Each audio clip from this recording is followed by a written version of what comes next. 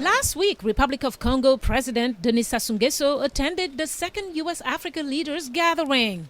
In an exclusive interview, he told VOA that this time around the goals were more defined, including helping the African Union gain a greater voice at the United Nations.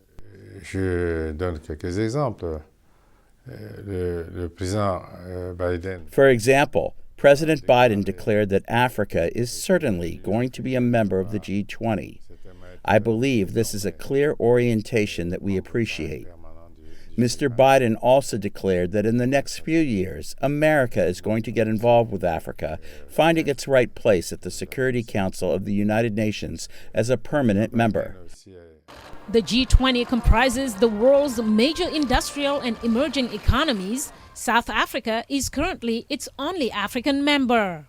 President Joe Biden also said his administration will spend $55 billion to help African countries over the next 3 years. With this summit and with the African Union's Agenda 2063, our eyes are fixed squarely on the future. Je pense qu'il s'agit là d'avancées importantes. That's also an important development, especially when the debate allowed us to highlight Africa's priorities.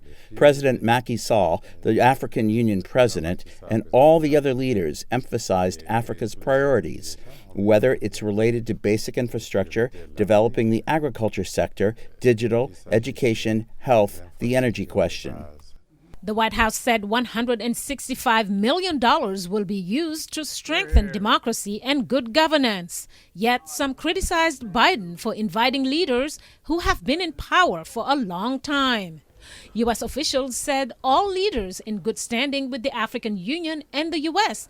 got an invite. La démocratie et la bonne gouvernance, c'est tout un processus. Democracy and good governance are a process, and even today in certain countries in Europe, there are challenges. Even here in the U.S., we were surprised to see what happened at the Capitol on January 6th. There is lots of progress in Africa. Now, as for the leaders who have stayed in power for a long time, what if that was the will of the people? Elections are meant to ask people to share their opinions. What if the people vote in favor of stability?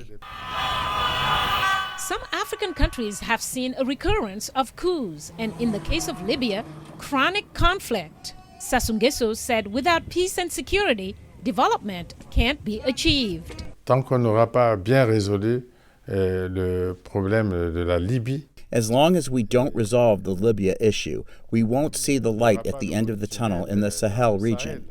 So the terrorism and violent extremism in Africa, the problem related to peace in general, is an important one.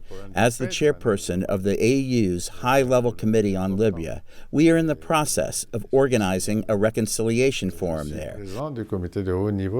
Libya has had little peace since the 2011 NATO-backed uprising that ousted Muammar Gaddafi. Sassou-Nguesso has been in and out of power for over 3 decades. Asked if he's going to be a candidate at the next elections, he says at the moment he's trying to execute the programs he was elected for.